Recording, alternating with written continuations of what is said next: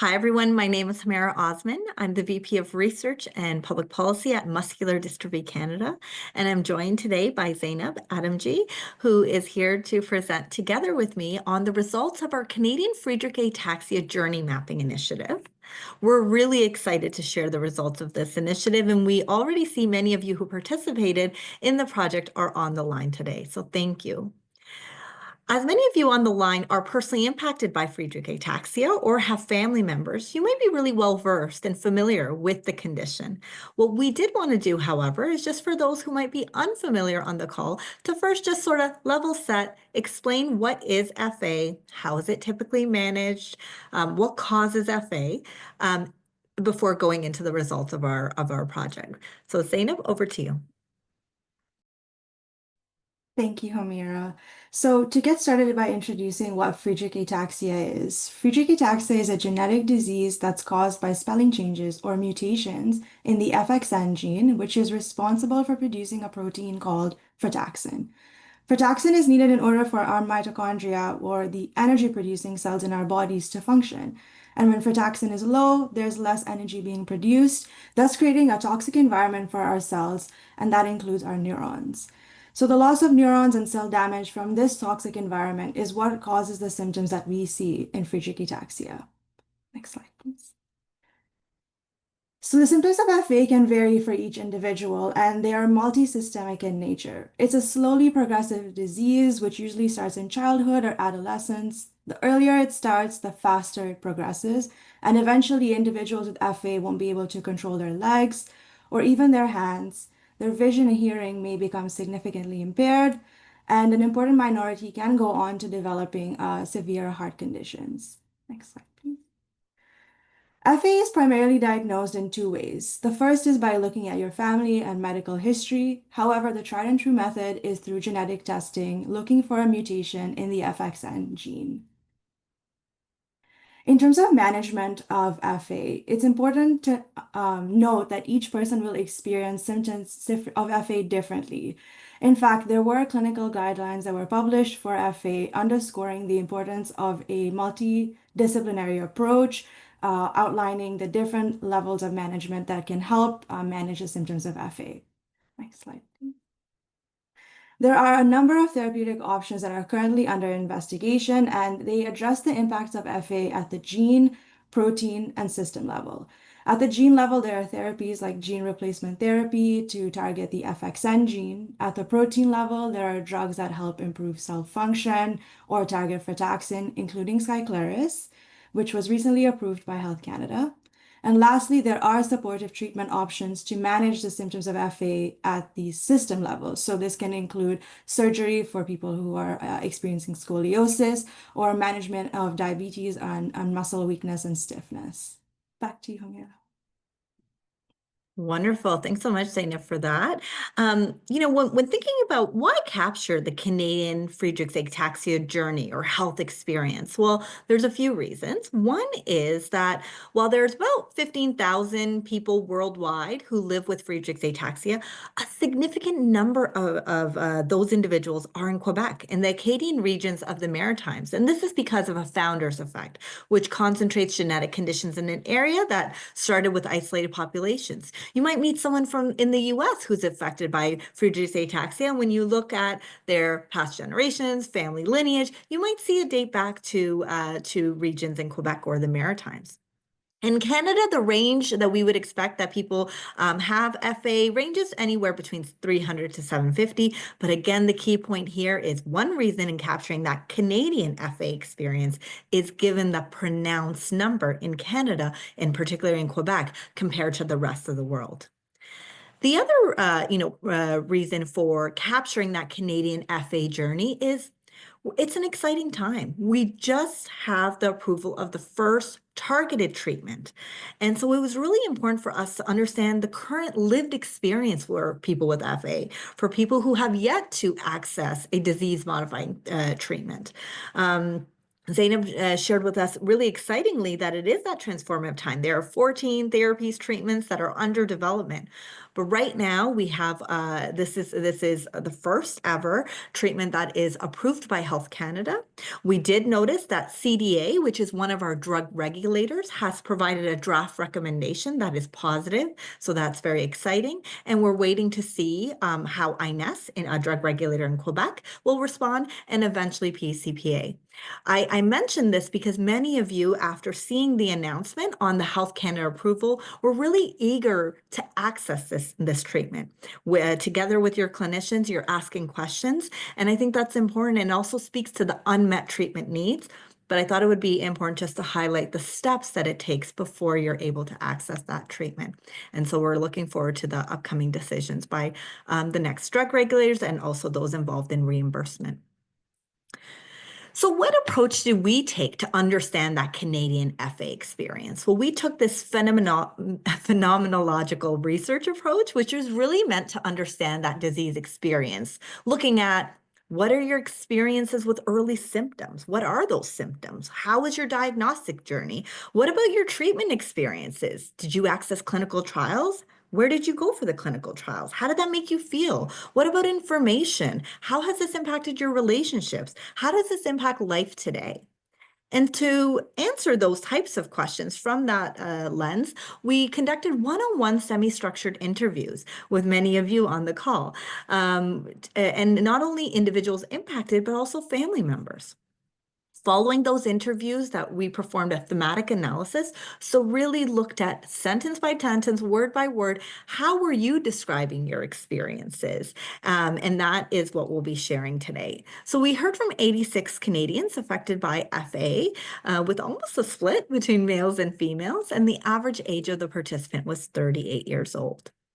I'm really excited to share this. This is the first time ever we're revealing our Canadian Friedreich Ataxia Journey Map infographic, and today I'll walk you through this infographic. After today's session, we'll also email this to you. In the past, when we've created infographics like this, many people have really found it helpful. It helps to validate your experiences, or use it as a conversation tool with your clinician. And we're happy to support you with those next steps as well. So let's dive into phase one, which is the symptom onset phase. In this phase, when we really talk about that disease experience of initial symptoms, many people really describe that when they were reflecting back to those first symptoms, that something just didn't feel right. Something felt off. And typically that off symptoms related to a loss of balance or slurred speech. And when reflecting back to early symptoms, many people really did say it started during childhood. Participants really said that they typically went to a family doctor or a pediatrician, but that the diagnosis was difficult. Never was FA really mentioned as a possibility for the experiences that they were feeling. There was a lack of knowledge amongst doctors about neuromuscular disease or FA. And really, when we asked, well, what would you desire? What would you want? They would really want more healthcare professionals that are aware of FA. In particular, the top three symptoms, bothersome symptoms that were noted was loss of balance, loss of coordination, frequent falls, clumsiness, so that's category one. The second was difficulties walking or a different, awkward walking style or difficulties with speech. Interestingly, participants in the study waited a year and a half on average before they visited a healthcare professional, with upwards of 20 years. That could speak to sometimes these symptoms being more generalized and it's hard to know, and it's also slowly progressive. That could speak to why there is that delay.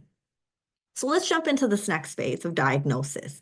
When really looking at diagnosis, Zainab really told us that the tried and true method is with the genetic testing. Many people said, yes, genetic testing was available but they're in specialized centers. And the experience is it took me many years to get a diagnosis. I was often told it's in your head or it might be this. And really, misdiagnoses were common, with the most common misdiagnosis being Charcot-Marie tooth disease, CMT.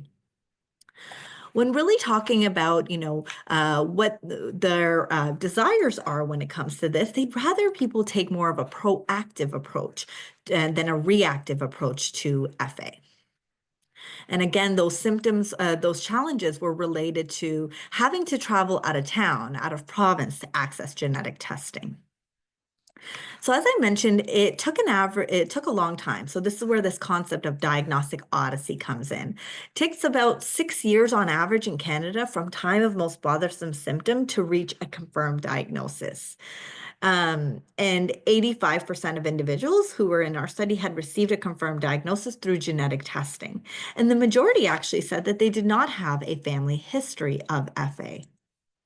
And so while we don't necessarily think at this stage Friedreich's ataxia might need to be detected at birth through newborn screening, we really do see that there is a significant need to address diagnostic testing, really putting this as part of diagnostic workup for individuals, as 6 years, and their range is upwards of 20 years, is a long time to be experiencing symptoms, especially now, again, in that transformative time where there are disease-modifying therapies available and treatments. The majority of individuals really visited their family doctor, general practitioner at the time of initial symptoms. At the time of a diagnosis, however, it was typically made by a neuromuscular neurologist at a specialized center. When looking back at those transcripts of the interviews, these were the themes that came about around the experiences in obtaining a diagnosis. That medical gaslighting was terms that we heard of, often being told it's in your head, it's not that serious, it will go away, to ignore it, to compensate. Long wait times to access genetic testing. Lack of knowledgeable specialists emerged again as part of this. And then the long travel distances to access specialists and testing facilities. So many really spoke about eventually they saw a community-based neurologist, but it wasn't someone who was well-versed or specialized in neuromuscular disease or could notice that the symptoms or pattern of symptoms aligned with FA. We did ask that at the time of your diagnosis, what type of information did you receive? And you can see the results here, but really in summary, we could see that there's a gap at this point. At the time of diagnosis, many people felt like they wanted more. They wanted to know more about FA. They wanted to know more about how to manage it. They want to know more about how to connect with other Canadians affected by FA.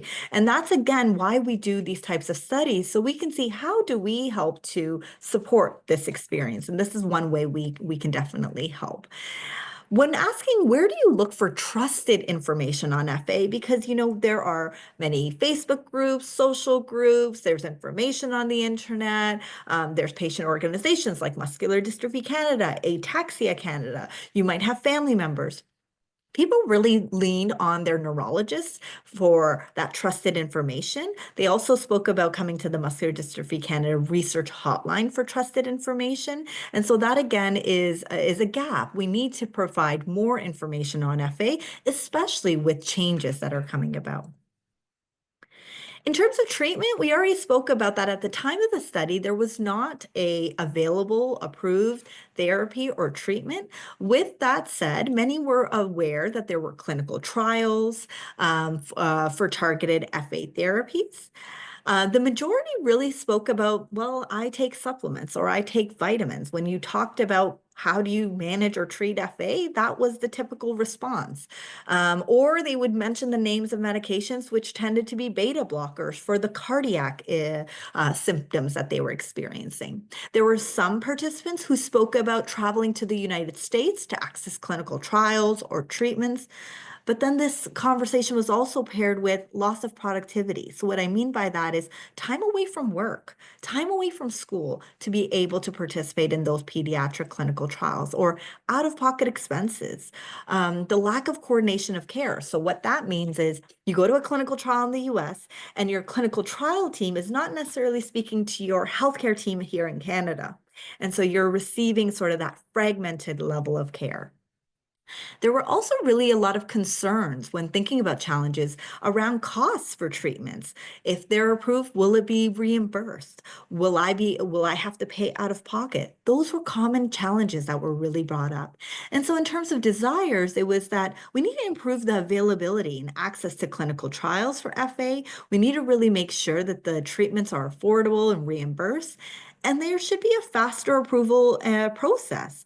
I spoke earlier about that process where it went from Health Canada, we have CDA, we have INES, we have PCPA, and then each provincial and territorial drug plan will then add it to its formulary. That takes time. In other neuromuscular conditions, we've seen it could take upwards of 2 years following a Health Canada approval. People with FA and their family members felt that is far too long. It is really difficult for them to know now that there are treatments or a treatment that is approved by Health Canada, but is still out of reach. So when accessing treatments for FA, as I mentioned, the majority were not receiving treatments and the majority had not participated in clinical trials. As I mentioned, the majority were on supplements like CoQ10 and creatine. And what I did want to mention here is this is another area where Muscular Dystrophy Canada is hoping to influence. We have, together with the Neuromuscular Disease Network for Canada, we have a clinical trial network looking to bring more clinical trials into Canada. This would afford more opportunities for Canadians to access innovative medicines earlier. In terms of clinical trial experiences, we heard positive and negative experiences. The negative experiences were really that I wasn't told that there were trials or that they weren't near me or that they weren't offered. The positive ones were, I like the fact that I'm contributing to advancing medicine. I like the fact that I've participated in multiple drugs at CHOP, Children's Hospital Philadelphia. Nothing but good things to say. I really thank God for those people. The care and support I received made it worthwhile. We asked participants to take a moment to design the best treatment for FA. And really, this was very interesting. You would think, of course, that when designing a treatment for a condition like Friedreich's ataxia, it would be complete cure, right? That would be it. We did hear that. But interestingly, that did not come up, as a first thought or as a first desire. Sometimes, and most of the time, it was, I want to improve my quality of life. I want to be able to be more independent. I want to improve energy levels. I want to improve my stamina. I want to preserve the mobility that I do have. I want to improve my speech, my swallowing, that bulbar function. Interestingly, they said, I want to not have a change in my disease, even though this is a slowly progressive disease, stopping the progression, slowing down the progression. That was a key desire. And preventing the complications. Earlier, you saw a slide where there is a multidisciplinary approach to FA. It's a multisystemic impact, meaning it can impact the heart and different systems. Really preventing those complications was a key. So again, just highlighting here that when participants were designing treatments for FA, they were not looking for a complete cure, while that is, of course, preferred and desired. There were other elements that would improve the disease experience and quality of life. Interestingly, family members said the same, that improved quality of life, anything that would improve the independence came up. We had one participant even share that, even if I continue to lose my mobility, my ability to walk and to use my power wheelchair that is fine. I would hope a treatment would help me in terms of my speech symptoms.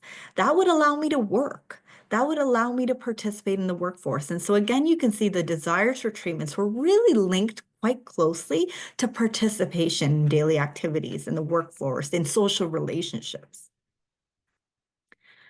We asked participants how they felt knowing treatments directly targeted at FA are available outside of Canada. Um, there was a strong sense of frustration that access to these treatments are unfairly slow. They're disappointed in the Canadian healthcare system. There were also times where they would compare notes between the type of health care that they received in one province compared to another, or even within a province. and just they would be different clinics. And they're really disappointed to see the differences in that level of care. There was an overwhelming sense of this is that transformative time. There is hope. There is optimism. There are treatments on the horizon. There was a theme that emerged in that this group really did feel left out. They felt like there was a desire for equitable access to treatments, but FA has not received the same level of attention when you think of some of the rare diseases as other rare diseases have. There was some hopelessness that treatments may come too late. There was individuals who said, I'm optimistic for future generations, but I'm not sure. At this point, I've lost my mobility. I've been out of the workforce. I've lost that hope in what access to treatment means for me, but I would really advocate for access to treatments for others and in a timely manner. And there was a high sense of anxiety regarding the affordability. It's approved by Health Canada, depending on results from PCPA and from whether it's reimbursed by public formularies. Will I be able to afford it? Will it be in reach for me? Will my clinician recommend it for me? Will I benefit from it? So there's anxiety around that as well. So in terms of that fourth phase, which is life today, I really do want to mention that individuals, I talked about the supplements piece, also spoke about really benefiting from assisted devices and technologies such as wheelchairs, whether it be manual or power wheelchairs, braces, um, augmentative communication devices, so that could help them with their speech or help them to better understand. Physical exercise, physiotherapy was valued. Many people really talked about physiotherapy being really key. They really also found that many people had scoliosis surgery, and that was also very helpful for them. There were concerns about maintaining social relationships. There were concerns around our physical environment. Is it really set up to support someone in a power wheelchair, in a manual wheelchair? Many people spoke about as their disease has progressed, they have left the workforce. They have not been able to work full time. They have not been able to do the work that they used to do. And those employment opportunities are of concern. The desire is they really hope for opportunities like this, raising awareness of Friedreich's ataxia in the community.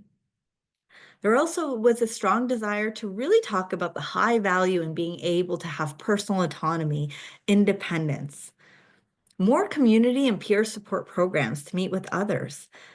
The majority of you had said that you hadn't met someone in Canada with FA, and there was a desire to meet other people with the same condition.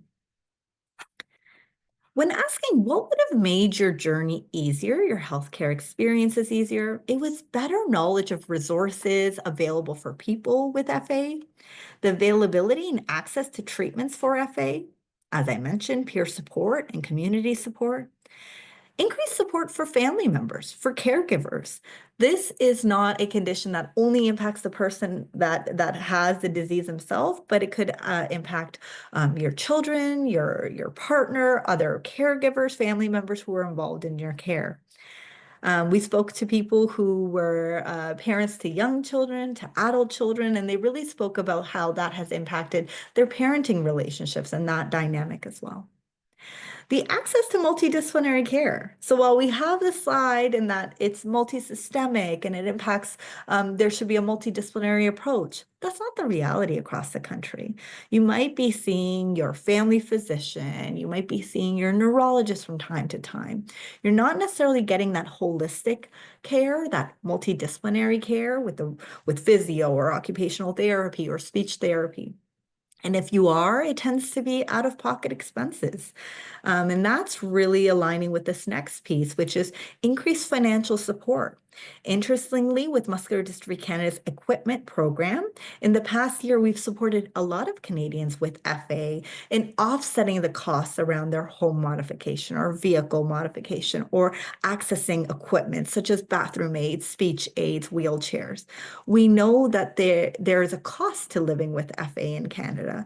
And this is again where that desire for treatment comes about, slowing down the progression, slowing down the disease, improving quality of life, improving independence could also potentially remove or reduce the costs related to living well with FA. So I'm just going to take a few moments to really talk about some of the overarching themes. I'm sure already you've appreciated that for FA, there's been this diagnostic odyssey term, this complex diagnostic process. So, for example, someone said, all along the way, we had to get funding to get to Halifax, to get to the genetic testing. We had to stay overnight for a few nights in Halifax, and there was no support. So, again, that really speaks to the last slide around that financial impact, all to get a confirmed diagnosis. Or I took my son to the doctor at age 3. He said it was like his legs and brain were not talking to each other. But then I was quickly dismissed and was told he's just growing quickly. There was a strong theme in terms of when thinking about the impact. It's again that impact on mobility, the balance, and bulbar function. People spoke about reaction times. My reaction time became very slow. This led to my ability of not being able to drive or to virtually do anything on my own. I began to lose my balance and my gait began to slow down. Sports were very challenging, and even some daily tasks became difficult. High caregiver impact, because I'd hate to use the word burden here because many family members felt privileged and liked to offer support to their family members. But they did say it came with a negative impact. It came with, I left my job, have to work part-time, or I don't work at all to take care of my 2 daughters. I'm also worried that they might fall. My mom stayed with us when my husband was doing shift work for 2 weeks, and she was surprised. She just didn't understand how much impact it had on me. The impact on mental health, from a caregiver view, emotional exhaustion, constantly feeling overwhelmed, anxiety about helping a child to navigate the future, the anxiety, the depression of knowing we cannot do things anymore. With FA, one of the hardest things is that our mind stays the same. So we have memory of what we can do and how we cannot do it now. The difficulty accepting disability. So I'm not sure who they even shared the diagnosis with. I know they are trying very hard for peers at school not to notice. It was difficult for many people because it's a slowly progressive condition where for many years they're able to compensate and sort of not be noticed. It can be more of that silent, hidden disability. But once it is more obvious, especially in changes in speech and changes in mobility, they really talked about that difficulty in terms of accepting that disability identity. People's looks are difficult to accept, and that's really another quote mentioning that there's some stigma related to disability. As I mentioned, there was a strong impact on social relationships. I remember feeling alone for 20 years. I didn't know a single person with FA. I needed people who looked like me.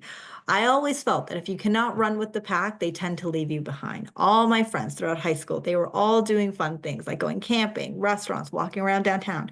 And I tended to be felt left out of that time. Another theme was patients were required to advocate. They felt like there was, one person said, there was no support from my doctor. He didn't believe me, and he simply explained to me that it was linked to adolescence or changes with adolescence. It felt like we were going through hell to get a diagnosis. We were being thrown every which way, and nothing really transpired. They said we were neglectful parents and turned it on us. We felt dismissed. So really having parents, caregivers, family members, yourself advocate was a theme that came up as well. As I mentioned already, the high cost of living with FA, an average patient is looking at a huge financial drain. The system is set up to ensure people with disabilities remain poor. The journey from cane to walker to manual chair to power chair, these are all significant costs. The costs are significant for average families, even if they have employer health coverage. Perceptions about treatments for FA.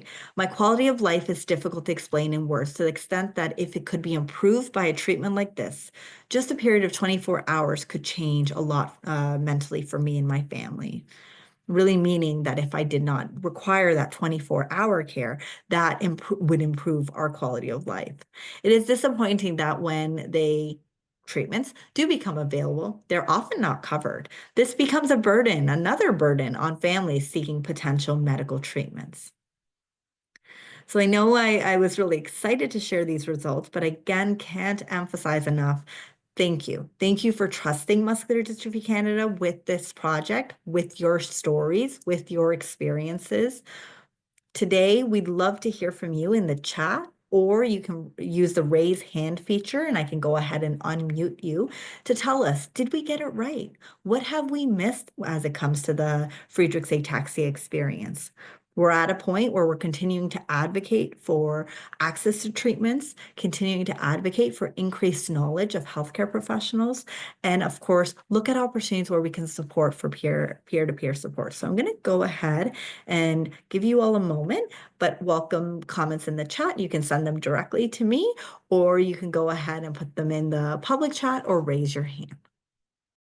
The first comment that has come in has said that this for the first time felt like I was heard. So that is something that we appreciate, and we hope that we again take this information not just here and help to act on it as well. Any other thoughts? Did we get it right? Anything that was missing?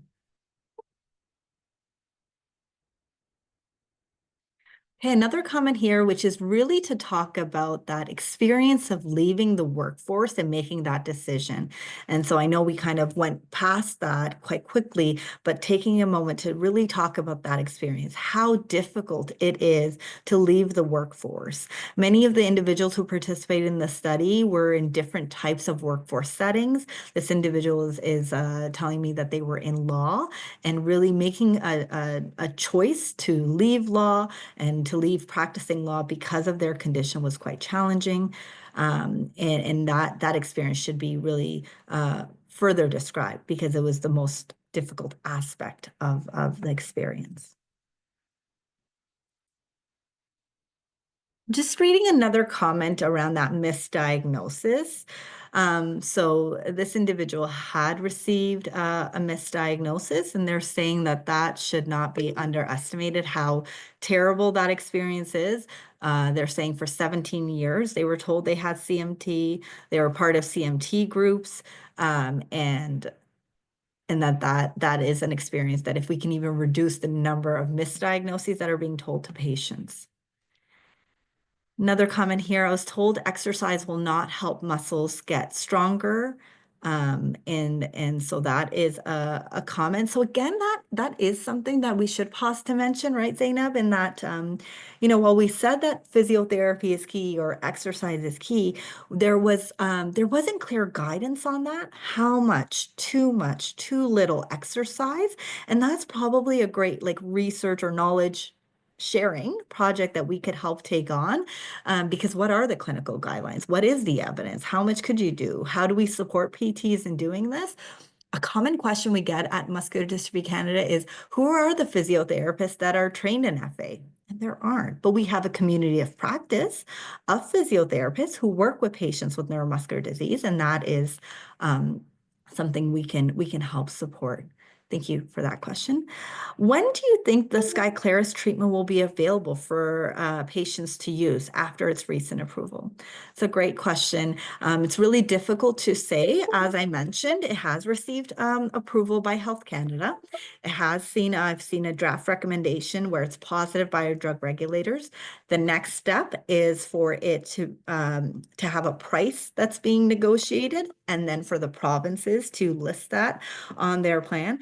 When reflecting, as I mentioned, on other disease areas, neuromuscular conditions, I've seen sometimes it can take upwards of 2 years, but I would encourage you to connect with us as we can see if there are different programs where you can access the treatment in the interim, in the time being. That is something I'd be happy to explore with you and your clinician. So please reach out if that is something you'd like to see. But in terms of public access across all provinces and territories, that would be a little bit more difficult to answer. This is where we as an organization, together with all of you, are really looking at the rare disease strategy. There's a federal commitment towards a rare disease strategy. This is where a great example where we would, there are no treatments, there's unmet treatment needs, there's a desire for slowing down progression. There have been trials and evidence. How do we move quickly on this? How do we, especially as you noticing symptoms changes with yourself and others? Another question here is, are there other medications in the pipeline? So we did mention that there were a number of different medications that are in the pipeline. We can send an email afterwards. I know our clinical trial manager is on the call as well for any clinical trial opportunities, or she can just drop it in the chat for us in terms of which FA clinical trials are. That's another question too. Which FA clinical trials are currently running in Canada? I could use this as an opportunity to also mention that outside of clinical trials, there's currently a study being conducted in Canada called the Natural History Study. And that is a study where it is looking at, your results on different clinical outcomes, how the disease is progressing on different measures. I believe there are sites in Montreal as well, and in Toronto, in Montreal. So perhaps our clinical trial manager can drop whether there are any clinical trials available in Canada, as well as the information on the natural history study, and I can circulate it afterwards too. There's a question to say, at the moment of the diagnosis, I didn't receive support, and now I wonder how MDC could have helped. So at the time of a diagnosis, of a confirmed diagnosis, we did mention that not always participants were referred to Muscular Dystrophy Canada or Ataxia Canada. They typically found these organizations on their own. But when you came across MDC and hopefully at the time of diagnosis, we could help you better understand any questions you have, whether it be about the disease itself, about clinical trials, about getting connected to others at family and caregiver retreats, about advocating in the workplace or in the school, about finding physiotherapists or occupational therapists who are familiar with neuromuscular disease. Sometimes it's about listening and better understanding your experiences. Most commonly, when people with FA reach out to us at the time of diagnosis, there are questions about how do I access treatments? How do I get into trials? And am I seeing the right specialists? Are there others who I should be seeing?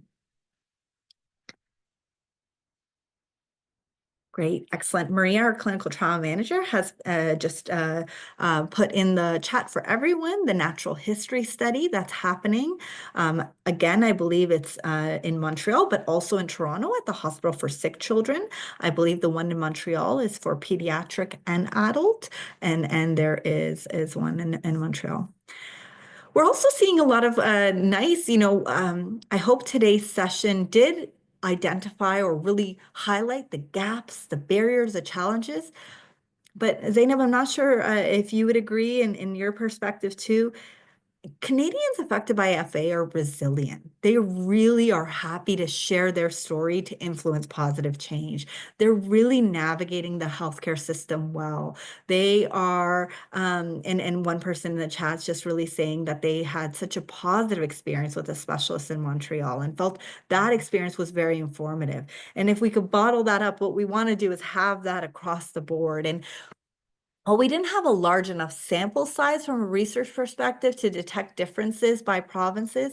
We could anecdotally observe that we could see, and sometimes wish that this person was in a different province so that they could have a different experience. But that is something that we're happy to see some positive comments around when you finally met a neurologist or specialist who was very informative, who's listening well, and I'm pleased to see a couple of names that we're familiar with and that are partners of MDC.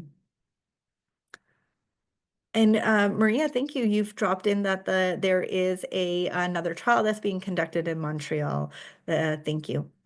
So happy to, at any time, if anyone has questions about the trial or about the natural history study, to reach out to us.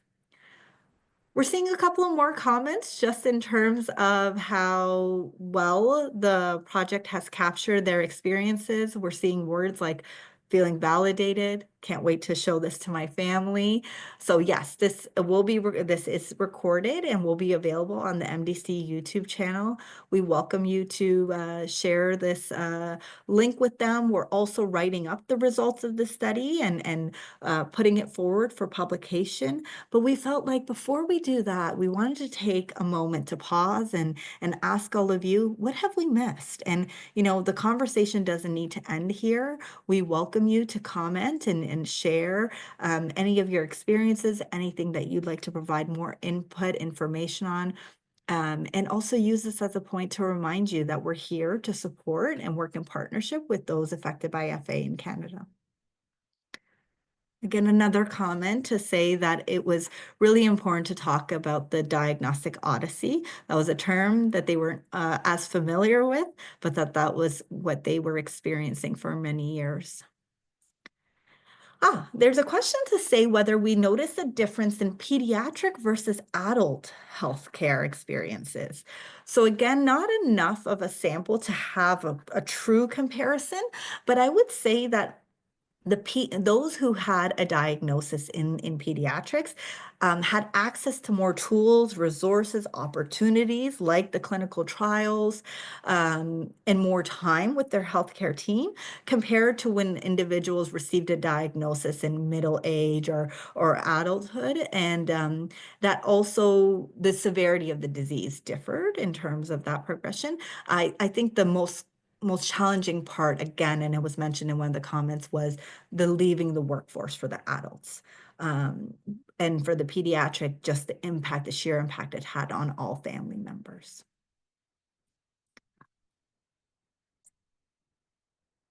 But just with 2 minutes to go, again, we welcome any questions, thoughts, anything that we have missed in terms of the experiences with FA and the healthcare. I should mention there is one question on whether, especially as this is a condition that impacts French Canadians, and I think I can go to my next slide, that yes, there will be a webinar in French coming soon. We're just working to translate all of our findings and information in French, and it'll be delivered by my colleague Marie-Hélène, and we'll be pleased for you to join that event as well, and that will also be housed on our MDC YouTube channel page. So again, thank you. Thank you so much for participating in this study. Thank you so much for the work you do in partnership with Muscular Dystrophy Canada. We are really grateful that Biogen Canada had provided restricted educational support, so no involvement in the study itself, but trusted us to complete this work, to gather insights, perspectives, and we're really grateful for that funding. And thank you all so much for your time in attending today's session. Please take the time to send us an email or give us a call if you have any other thoughts on that Canadian Friedreich's Ataxia Journey Mapping Initiative. So thank you. Thank you again for participating. Thank you for joining us today. Wishing you all a good rest of your day.